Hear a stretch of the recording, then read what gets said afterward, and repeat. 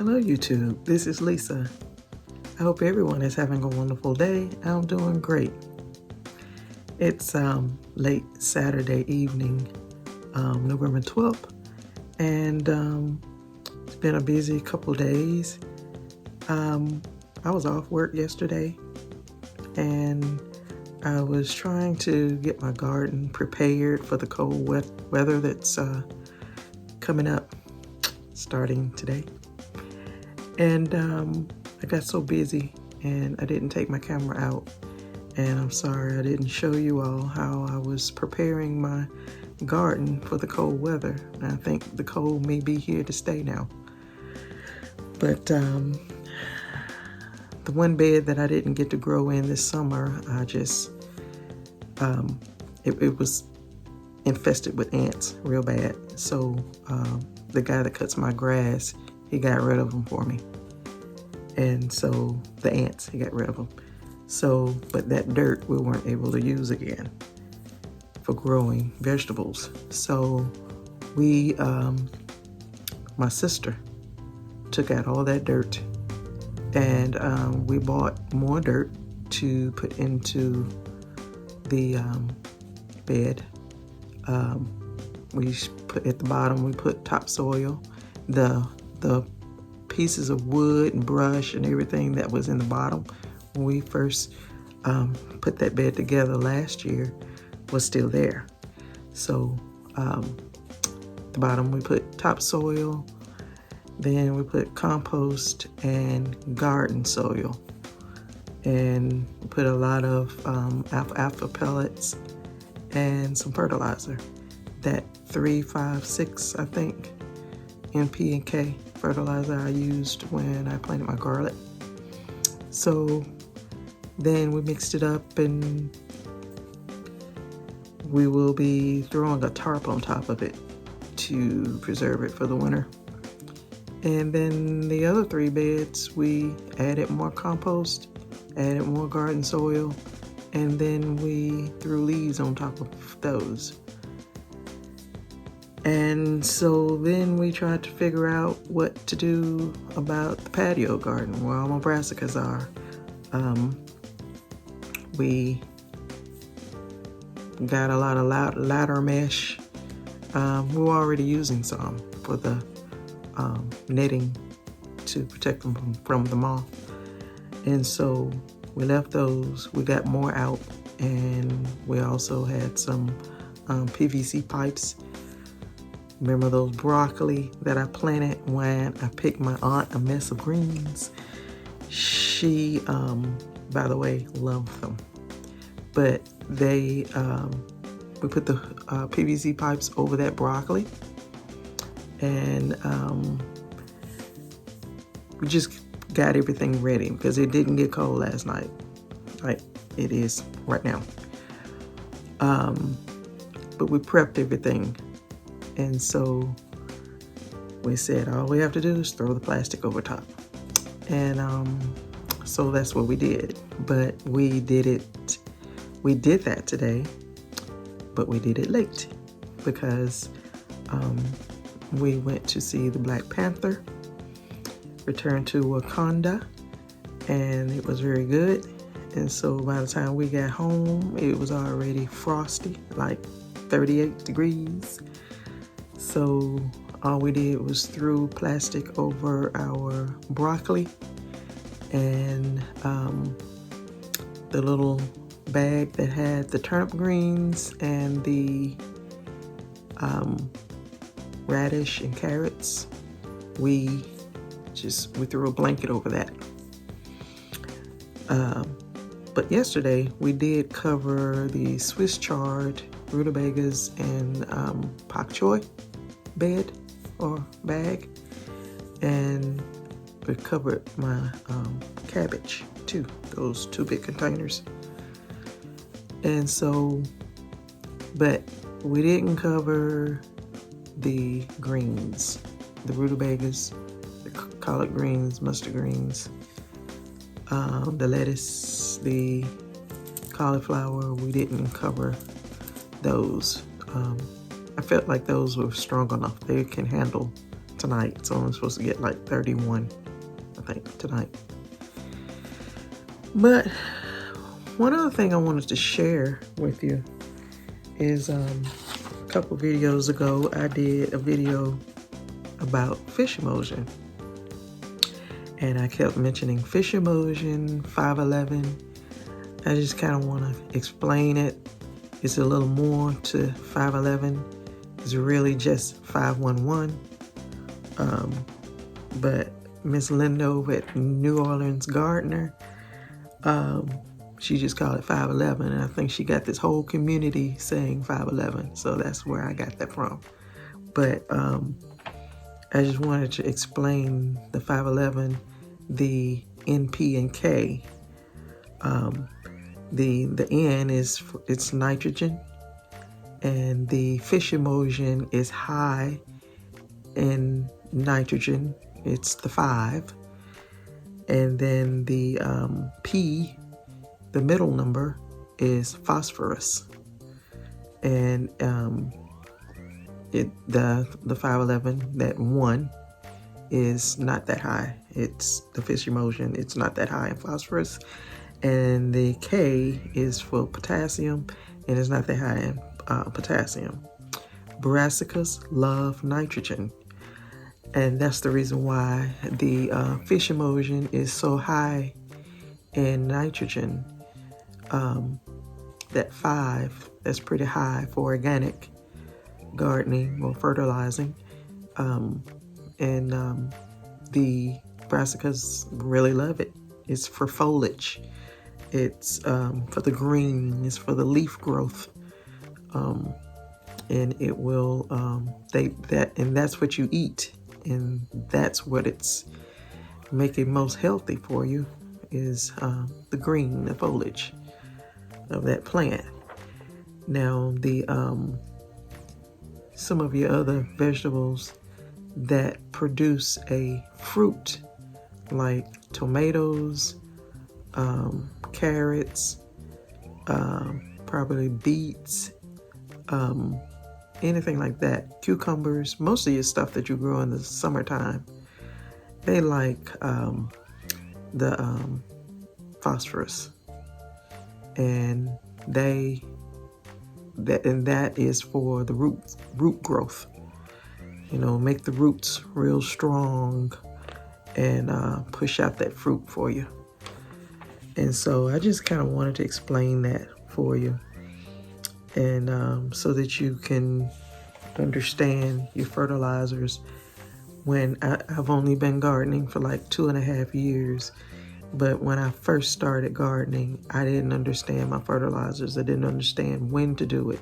I didn't understand which one to use at which time, and which to buy, and all of that. I didn't understand it all. But once I start to understand the NP and K, and when to use it and all like that, that's when I really got to understand which plants need which fertilizer. And once you start getting in the higher numbers of those NP and K, you're starting to get out of the organic zone. You're getting, like, there's a triple 13, 13, 13, 13 NP and K. If you're using that, you better know what you're doing, or you may kill your plants. So just watch your numbers and all that. So that's all I wanted to say about that. But I also wanted to talk to some of the newer people that is to gardening. Now, like I said, I'm only 2.5 years into this, and I'm still learning. But it's so many things that I didn't know when I first started gardening. And my mother and father were gardeners, but that was when I was little. And I didn't want no part of gardening. I wasn't, I'm a country girl, but I didn't want to garden when my parents were doing it. And that's how they fed us. That's how they fed us, from the garden. And but I didn't want to go out didn't help. I was so afraid of snakes, I didn't want to do it. And so in 2020, when the COVID-19 pandemic hit, I was only working like every other day. I was here by myself, and I did not know what to do with myself. So I started gardening. And the first hornworm I saw, I got on YouTube to figure out, what is this? And that's when I started watching YouTube videos and started learning. I learned about my fertilizers. I learned about my grow calendar, all that stuff. The grow calendar I get from Almanac Plants. Almanac.com. Planting dates. So you can see that.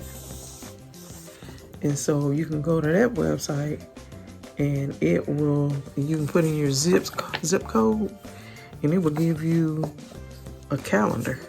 Print that out, and you can see when's the best time for you to grow different plants in your grow zone, or where you are. When I first started watching YouTube videos, I was watching everybody, and I was doing everything they were doing, even the ones who were I'm in Alabama. I was watching some in California. I was watching some in Florida. I was watching some in New Orleans. I was watching some in Chicago. I was watching some all over, everywhere, all over the nation. I was watching, and I was doing what they were doing. But I shouldn't have been doing that. I should have been downloading my calendar and doing what they were doing, but do it when I was supposed to do it. And so that's why this is very important, and you need to follow it. Just print it out and follow it. I got this. Last year I had a binder. This year I got this big notebook. Garden Journal 2022. It's full of everything. I write in it every day, just about it. I miss some days. But when weather changes and stuff like that, I take note of that, and I keep it in here. I did it last year, and a lot of times this year I refer to it to see what I should be doing. I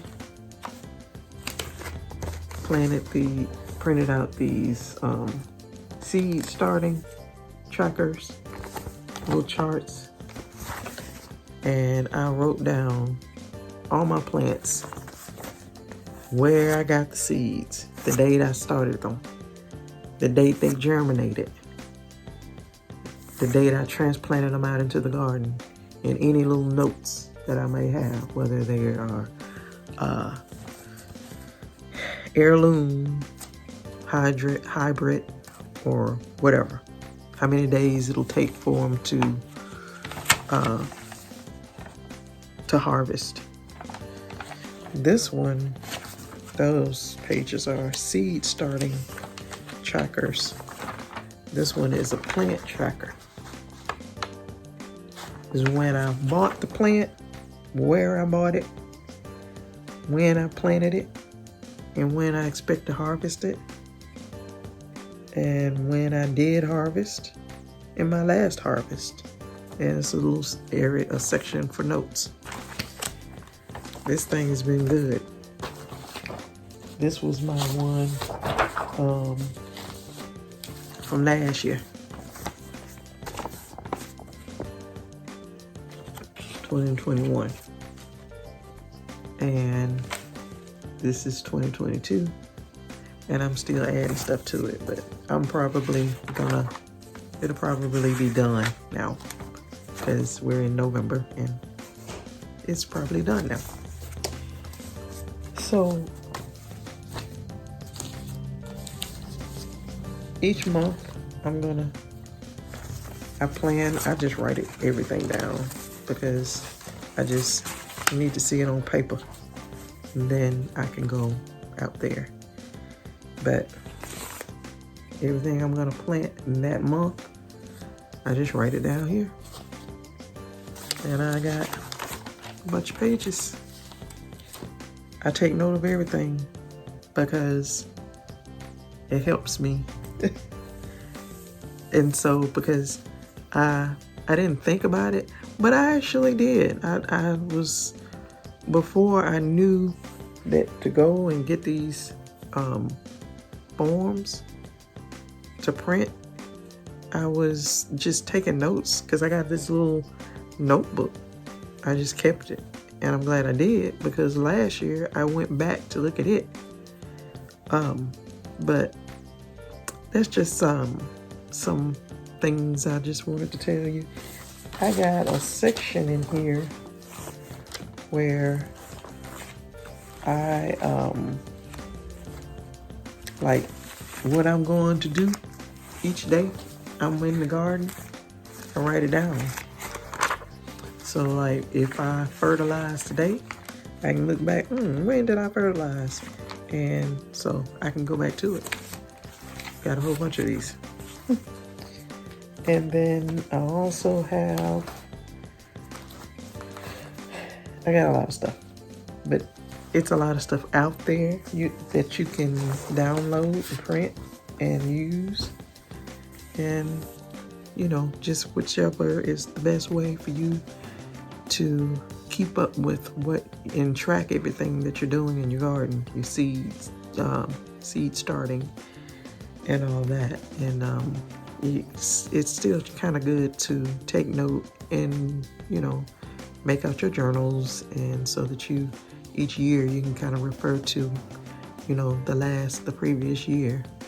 And so another tool that I use to plan out my garden is Old Farmer's Almanac, I think. I don't know why I can't remember stuff. I'm so horrible at that. I'll flash it across the screen. But it has a sort of like a designer where you can design your garden. And that helped me. Well, anyway, this is my big garden. And these are my beds. This is where I had my sweet potatoes planted, and now my garlic is there.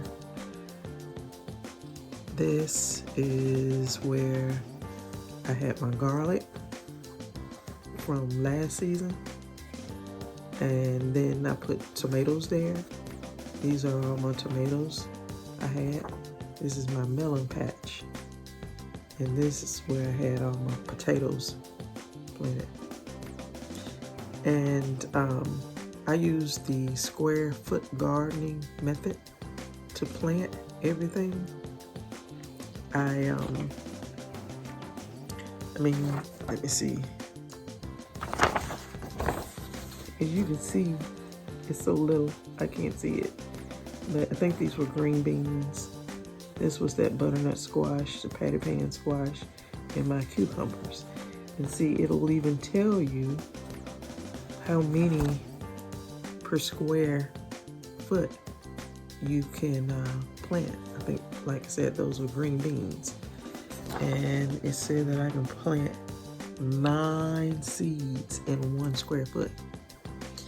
And so I have this square that I use to help me with that. This is 1 square foot. And the yellow ones will give me 9. 1, 2, 3, 4, 5, 6, 7, 8, 9. And my carrots, I can plant 16 in 1 square foot. So that's all the red ones that you see on here. 16 seeds in one square foot. So if you want if you are gardening in beds, containers, and stuff like that, you can get the most out of that container and stuff using the square foot method. That's what that's for. And that's how I've been planting my garden. And so now sometimes I just plant stuff where I want to put it, you know, how I want to do it, because now I understand I can put so much here and there and stuff like that.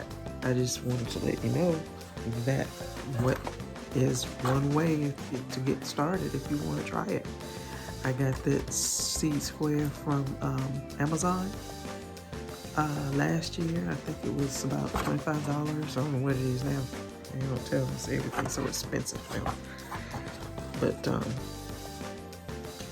I'm just throwing out there some tools for you to use to get started, or something that may help that you are thinking about that you may need help with in planting your seeds or starting your garden. I also wanted to mention my sister. I know you all hear me talk about her or mention my sister here, my sister there. She is camera shy. She don't like the camera, but she's here with me. She lives here. She came in 2020 when the pandemic hit. Her office closed and she was working from home, so she moved here from South Florida to live with me. And she does a lot in the garden, and you don't ever see her because she don't want to be on camera, but she is always doing something in the garden. She works from home, she works from here, and she gets off before I do, and so she does a lot in the garden before I can get home. And this week, since the time changed, it's dark when I get home, but she, you know, she gets off earlier and she can get out there and do a few things before I can get home. But she, just because you don't see her, that does not mean that she doesn't do anything, because she does a lot. And I just want everyone to know that, because I'm always mentioning her name, mentioning her, my sister. And I just want to let you all know that she does a lot in the garden, and I really appreciate her help. And so that's all I kind of wanted to speak to you all about today. Mostly was about my garden journal and the fertilizers and everything, and get your grow calendar started and take note and make your plans for next year, 2023, and so that you can see when you need to start your seeds. And you know, we have to start early. I mean, you can't just go out and put seeds in the ground and voila. You have to do it at the right time, and you have to wait. And so I have so many new subscribers. I am so thankful for you all. Thank you so much, and I appreciate your comments and your advice. And so I hope that you all have a wonderful day, a wonderful evening. You all stay safe, stay well, and I will see you in the next video. Bye-bye.